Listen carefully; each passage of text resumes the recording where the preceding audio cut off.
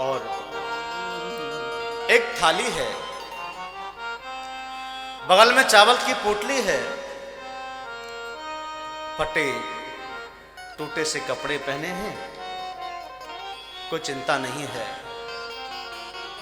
जिसका मन उजला होता है, जिसका मन निर्मल होता है, उससे उजले वस्त्र की आवश्यकता नहीं। सुंदर मन लेकर के जा रहे हैं सुदामा कृष्ण से मिलने के लिए, और कृष्ण मिलन तभी होगा जब आपका मन सुंदर होगा, आपका मन पवित्र होगा।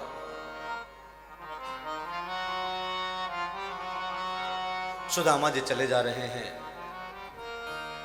कि भूख लगती है, प्यास लगती है, जिंदगी अब उदास लगती है। भूख लगती है, चलते चलते प्यास लगती है, जिंदगी उदास जैसी लगती है। कहते हैं कैसे जाऊं कि कैसे आऊं मैं द्वारिका तेरी, आस भी अब निराश लगती है। हे गोविंद, इतने दिन हो गए चलते चलते चलते चलते, अब तो आस भी निराशा में परिणत हो गई है। कि घनश्याम तुम्हें ढूंढने जाऊं कहां कहां, तेरे विरह की याद भुलाऊं कहां कहां। हे गोविंद, आपसे मिलने का मन तो बहुत करता है, लेकिन आऊं तो आऊं कैसे? शरीर पतला दुबला है, कमजोर है, निर्बल है, तेरी द्वारका बहुत दूर है, मैं कैसे आऊं?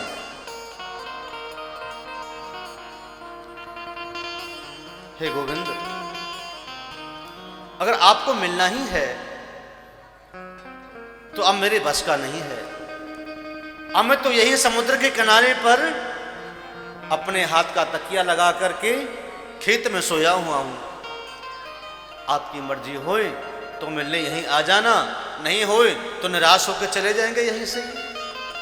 लेकिन जो पवित्र आत्मा सुंदर मन वाला भक्त अगर भगवान से मिलना चाहे, भगवान के मिलने के लिए आतुर हो, तो भगवान स्वयं उसे आकर के दर्शन देते हैं।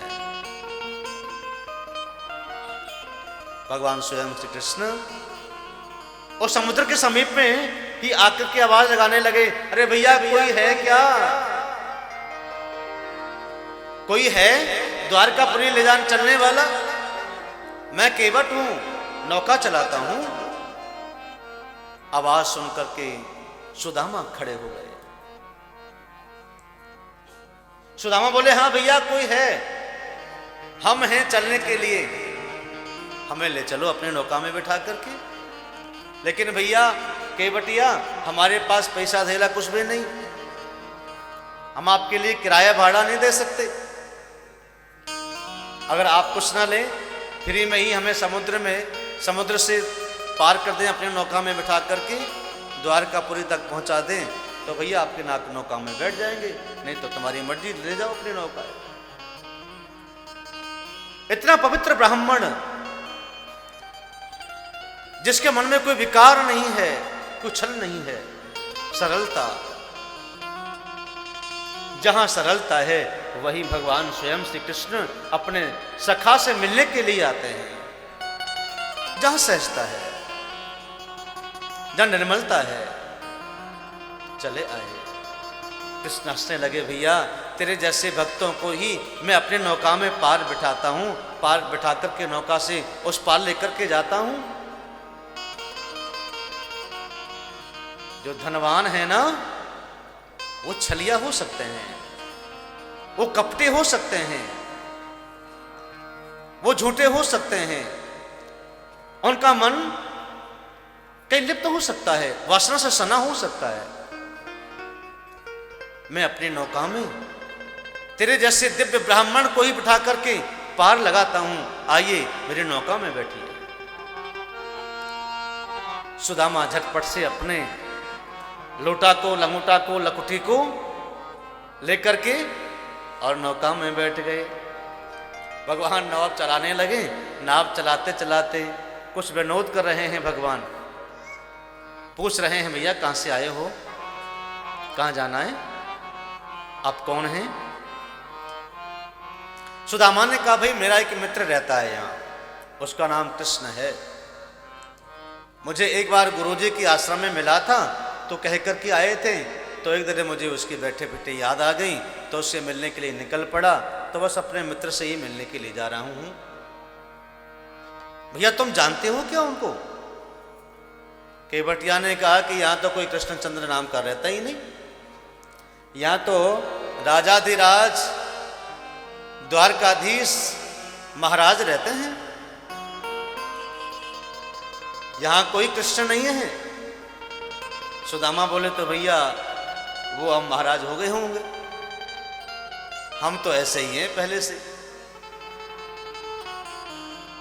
अगर आपकी इच्छा हो, अगर आप चाहें तो आप मुझे उनके पास लेके चलेंगे? बोले हाँ, मैं आपको उस नौका से समुद्र के उस पार छोड़ दूंगा, और जो महल दिख रहे हैं ना, वो सोने के जो महल दिख रहे हैं, जो चमक रहे हैं, वही महल हैं कृष्णचंद्र द्वारकाधीश महाराज के। सीधे चले जाना वहां। नौका से पार उतार करके भगवान श्री कृष्ण तो झटपट से अपने महलों में आ गए और सिंहासन पर बैठ गए। इधर सुदामा जी पूछते पूछते आ रहे हैं, भैया कृष्ण के महल कहाँ हैं, कृष्ण के महल कहाँ हैं, कृष्ण के महल कहाँ हैं, पूछते पूछते आ रहे हैं। कोई कहता है, भाई कौन हैं आप? यहाँ के जो द्वारकाधीश राजा हैं वो तो बहुत बड़े राजा हैं, और आप उनसे मिलने आएंगे? आपसे कैसे मिलेंगे? वो ढूंढते ढूंढते ढूंढते ढूंढते द्वारपालों के पास आए। द्वारपालों को प्रणाम किया। द्वारपालों ने पूछा कि आप कहां से आए हैं, आप कौन लगते हैं उनकी? सुदामा ने कहा कि मैं उनका मित्र हूं, सुदामा। बोले ठहरिए, अभी हम पूछ करके आते हैं भगवान से, अब राजा से पूछ करके आते हैं, तब आपको प्रवेश मिलेगा। हमें आज्ञा नहीं है किसी अनजान व्यक्ति को अंदर प्रवेश कराना। द्वारपाल भगवान श्री कृष्ण से पूछने के लिए गए। भगवान श्री कृष्ण से द्वारपालों ने कहा कि प्रभु, एक दिव्य ब्राह्मण ऐसा है जो आपसे मिलना चाह रहा है, जिसके शीश पगाना जगा तन पे, जाने को आई बसो के ही ग्राम। धोती फटी सी लटी दुपटी, और पाई उपाहन की नहीं सामा। कि भगवान धोती भी फटी सी है, दुटी सी है, बेचारा इतना गरीब ब्राह्मण है जिसके पैरों में पन्हियां भी नहीं है, चप्पल जूते भी नहीं है। ऐसा दिव्य ब्राह्मण है कि द्वार खड़ो द्विज दुर्बल एक, रहो चकिसो वसुधा विरामा। पूछत दीन दयाल को नाम, बतावत आप नाम सुदाम। सुदामा भगवान कृष्ण दौड़ करके द्वार पर आए और सुदामा को अपने अंक में भर लिया। गले मिले सुदामा और कृष्ण कहते हैं, सुदामा भैया जल्दी आओ। सुदामा को देखकर कि कृष्ण इतने प्रसन्न हो गए कि भूल गए अपनी ठकुराई। क्यों? कि सबसे ऊंची प्रेम सगाई, दुर्योधन को मेवा त्याग्यो, सागी विदुर घर खाई, सबसे ऊंची प्रेम सगाई। प्रेम की बस अर्जुन रतुहा क्यों, प्रेम की बस अर्जुन रतुहा क्यों, भूल गए ठुकराई, सबसे ऊंची प्रेम सगाई। सबसे ऊंचा दिव्य प्रेम है आपका। सुदामा आए, आओ भैया सुदामा मेरे साथ आओ। और कृष्ण ले जाकर के सुदामा को अपने महलों में लेकर के गए और जिस स्वर्ण के सिंहासन पर प्रभु स्वयं बैठते थे उसी सिंहासन पर कृष्ण ने सुदामा को बिठाया।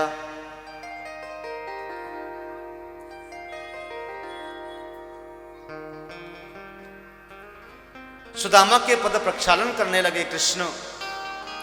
रुक्मिणी से कहते हैं कि जाओ सोने की झारी लेकर के आओ, उसमें जल लेकर के आयो, मेरा आज घर धन्य हो गया, पवित्र हो गया। जिस घर में ऐसा पवित्र दिव्य ब्राह्मणी तपस्या करने वाला, ऐसा दिव्य ब्राह्मण आ जाए, आज मेरा घर धन्य हो गया। रुक्मिणी सोने की झारी में पानी लेने के लिए गई।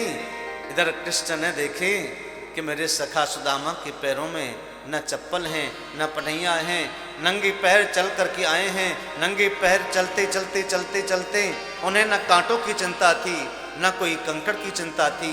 पैरों में कंकड़ चुभे हैं और कांटे चुभे हैं, इतने कांटे चुभे हैं। कृष्ण उनको देख करके रोने लगे। इसलिए कांटे लगे हैं, कृष्ण देख करके रोने लगे। अरे लाला,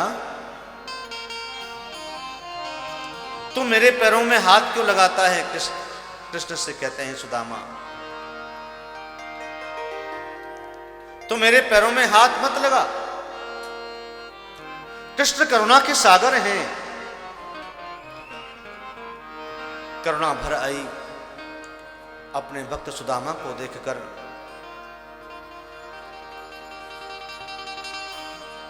और रोने लगे।